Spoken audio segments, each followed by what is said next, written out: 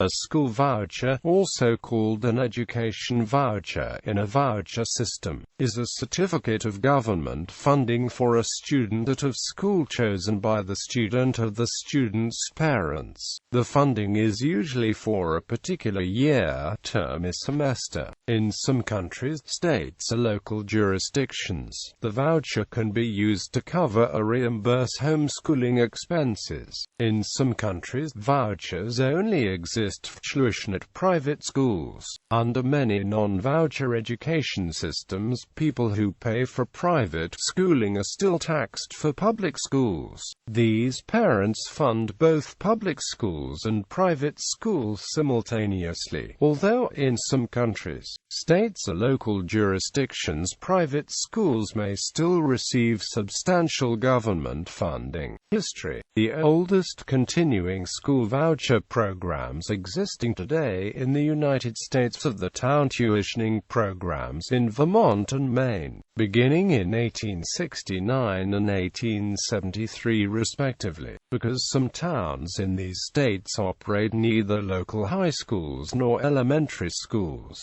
students in these towns are eligible for a voucher to attend public schools in other towns and non-religious private schools. In these cases, the sending towns pay tuition directly to the receiving schools. A system of educational vouchers was introduced in the Netherlands in 1917.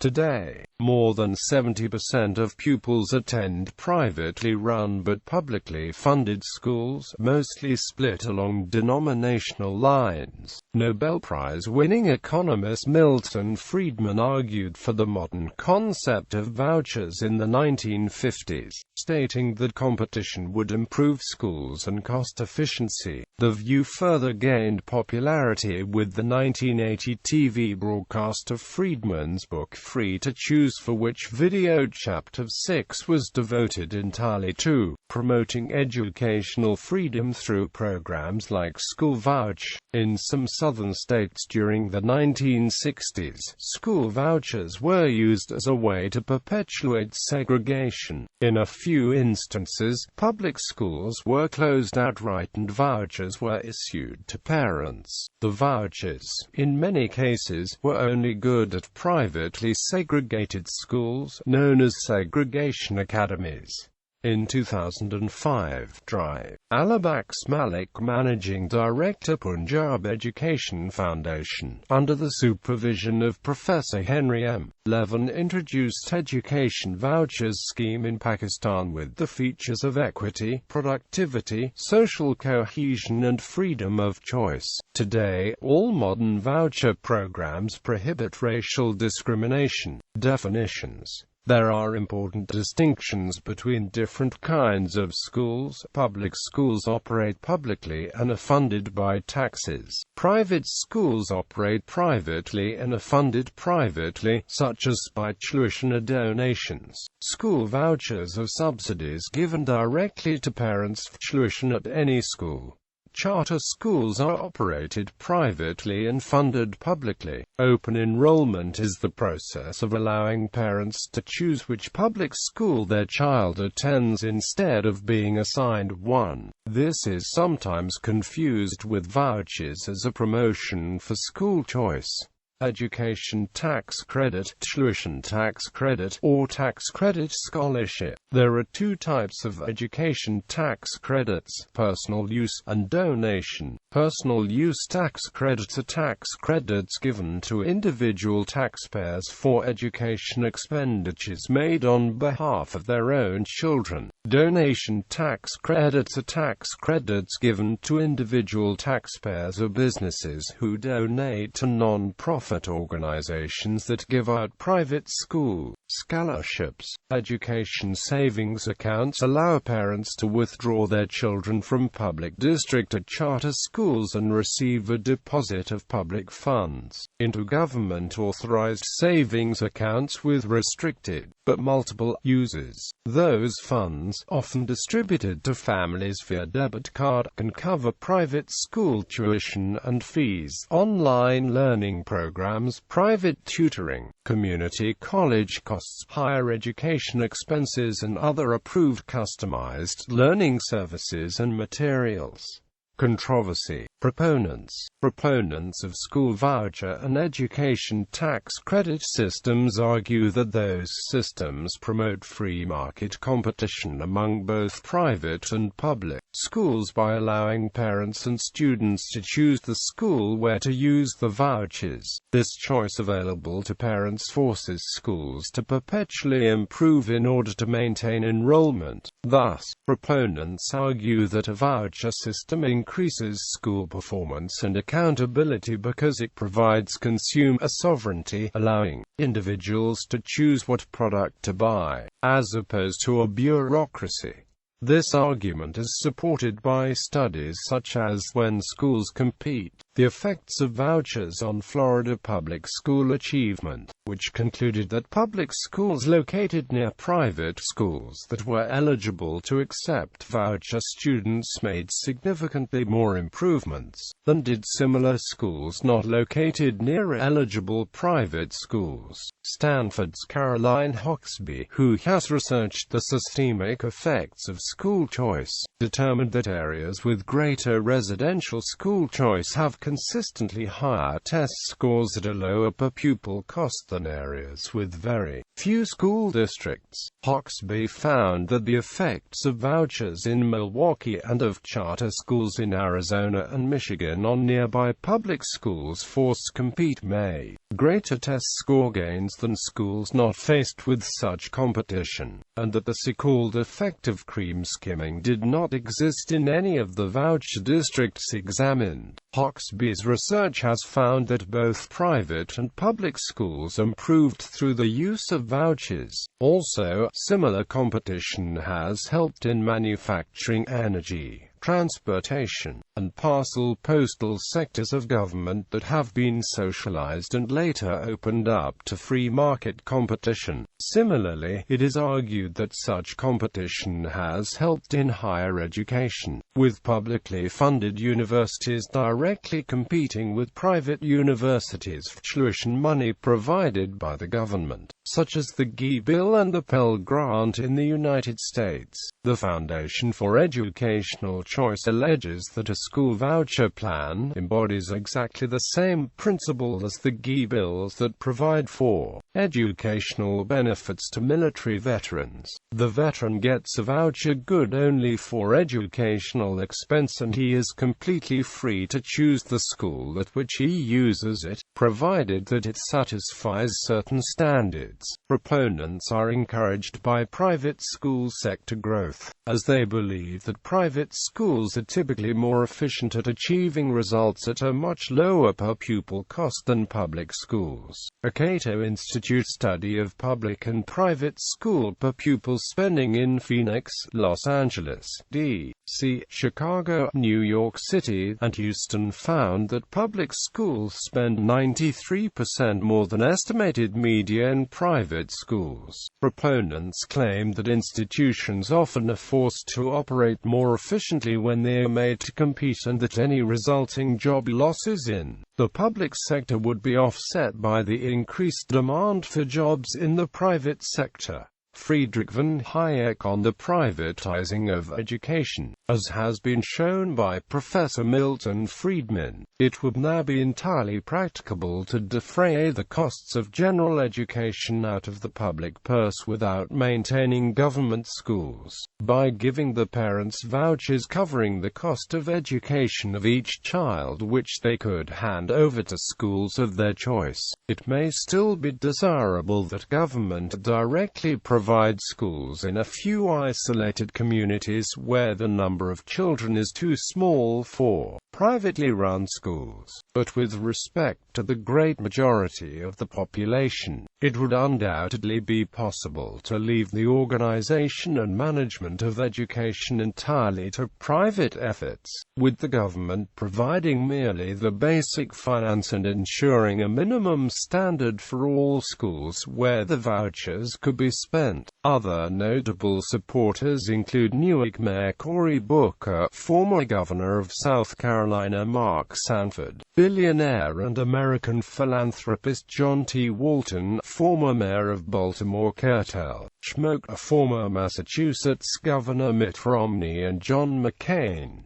A random survey of 210 Ph.D. holding members of the American Economic Association found that over two-thirds of economists support giving parents educational vouchers that can be used at government-operated or privately operated schools, and that support is greater if the vouchers are to be used by parents with low incomes or parents with children in poorly performing schools. Another prominent proponent of the voucher system was Apple co-founder and CEO Steve Jobs, who said, "The problem is bureaucracy. I'm one of these people who believes the best thing we could ever do is go to the full voucher system. I have a 17-year-old daughter who went to a private school for a few years before high school. This private school is the best school I've seen in my life.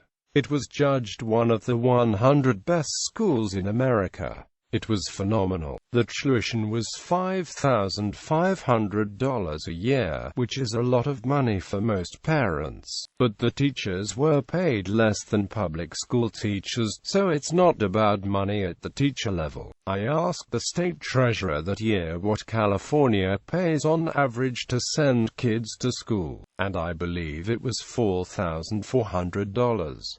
While there are not many parents who could come up with $5,500 a year, there are many who could come up with $1,000 a year. If we gave vouchers to parents for $4,400 a year, schools would be starting right and left. People would get out of college and say, "Let's start a school." Quote. Some proponents of school vouchers, including the Sutherland Institute and many supporters of the Utah voucher effort, see it as a remedy for the negative cultural impact caused by underperforming public schools, which falls disproportionately on demographic minorities. During the run-up to the November referendum election, Sutherland issued a controversial publication, Voucher, Vows, and Amp Vexations. Sutherland called the publication an important review of the history of education in Utah, while critics just called it revisionist history. Sutherland then released a companion article in a law journal as part of an academic conference about school choice.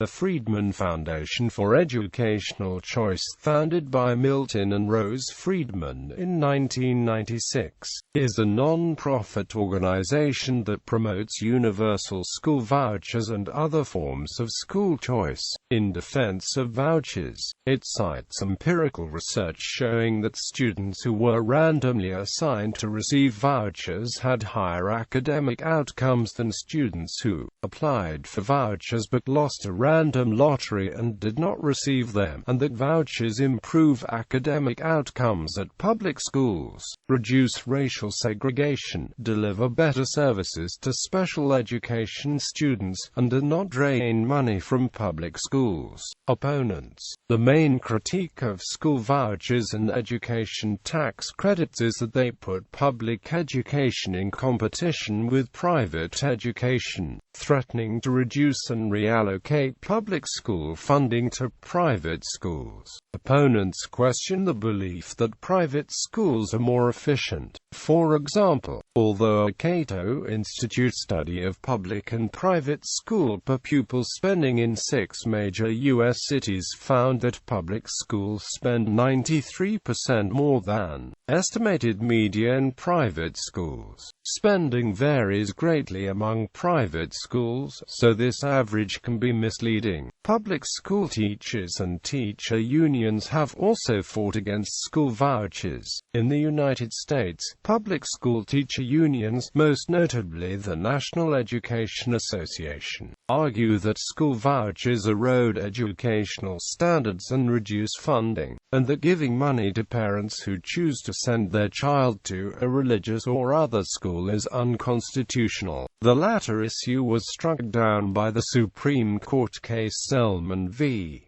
Simmons-Harris, which upheld OEO's voucher plan in a 5-4 ruling. In contrast, the use of public school funding for vouchers to private schools was upheld by the Louisiana Supreme Court in 2013. The Louisiana Supreme Court did not declare vouchers unconstitutional, just the use of money earmarked for public schools via the Louisiana Constitution for funding Louisiana's voucher program. The National Education Association also points out that access to vouchers is just like a chance in a lottery, where parents had to be lucky in order to get a space in this program. Since almost all students in the families would like to choose the best schools, those schools, as a result, quickly reach its maximum capacity number for students that state law permits. The major and lucky families then have to compete again to look for some other less preferred and competitive schools, or give up searching and go back to their assigned local schools. Jonathan Kazal, a prominent public school reform thinker and former public school teacher, called vouchers the single worst, most dangerous idea to have entered education discourse in my adult life.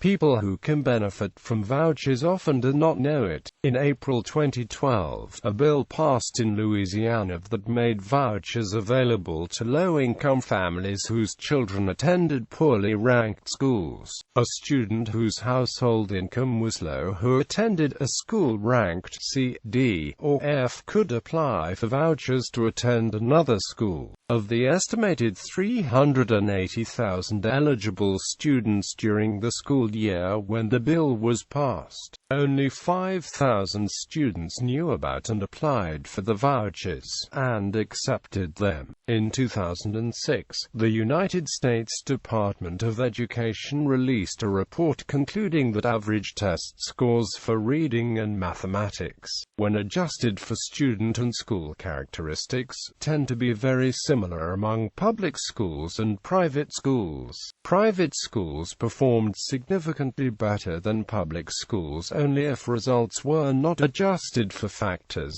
such as race, gender, and free or reduced-price lunch program eligibility. Other research questions assumptions that large improvements would result from a more comprehensive voucher system, given the limited budget for schools. It is claimed that a voucher system would weaken public schools while not providing enough money for people to attend private schools. 76% of the money given in Arizona's voucher program went to children already in private schools. Some sources claim that public schools' higher per-pupil spending is due to having a higher proportion of students with behavioral, physical and emotional problems, since in the United States, public schools must by law accept any student regardless of race, gender, religion, disability, educational aptitude and so forth, while private schools are not so bound. They argue that some, if not all, of the cost difference between public and private schools comes from cream skimming, whereby the private schools select only those students who belong to a preferred group, whether economic, religious, educational aptitude level, or ethnicity, rather than from differences in administration. The end result, it has been argued, is that a voucher system has led or would lead students who do not belong to the private school's preferred groupings to become concentrated at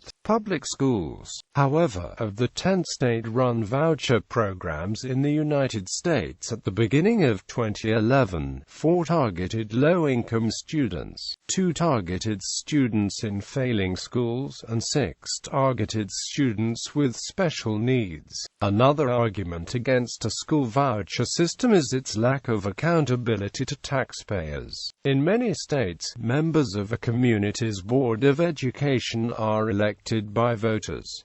Similarly, if a school budget faces a referendum, meetings of the Board of Education must be announced in advance. Members of the public are permitted to voice their concerns directly to board members. By contrast, although vouchers may be used in private and religious schools, taxpayers cannot vote on budget issues, elect members of the board, or even attend board meetings. Kevin Wellner points out that vouchers funded through a convoluted tax credit system, a policy he calls neo-vouchers, present additional accountability concerns. With neo-voucher systems, a taxpayer owing money to the state instead donates that money to a private, non-profit organization. That organization then bundles donations and gives them to parents as vouchers to be used for private school tuition. The state then steps in and forgives some or all of the taxes that the donor has given to the organization. While conventional tax credit systems are structured to treat all private school participants equally, neo-voucher systems effectively delegate to individual private taxpayers the power to decide which private schools will benefit. An example of lack of accountability is the voucher situation in Louisiana. In 2012, Louisiana State Superintendent of Education John White selected private schools to receive vouchers, then tried to fabricate criteria after schools had already received approval letters. One school of note, New Living Word in Ruston, Louisiana, did not have sufficient facilities for the over 300 students White and the State Board of Education had approved. Following a voucher audit in 2013, New Living Word had overcharged the state $395,000. White referred to the incident as a lone substantive issue. Quote, "However, most voucher schools did not undergo a complete audit for not having a separate checking account for state voucher money," according to Susanne Wiborg, an expert on comparative education. Sweden's voucher system, introduced in 1992, has augmented social and ethnic segregation, particularly in relation to schools in deprived areas. Tax credit scholarships, which are in most part disbursed to current private school students or to families which made substantial donations to the scholarship fund, rather than to low-income students attempting to escape from failing schools, amount to nothing more than a mechanism to use public funds in the form of foregone taxes to support private, often religiously based, private schools.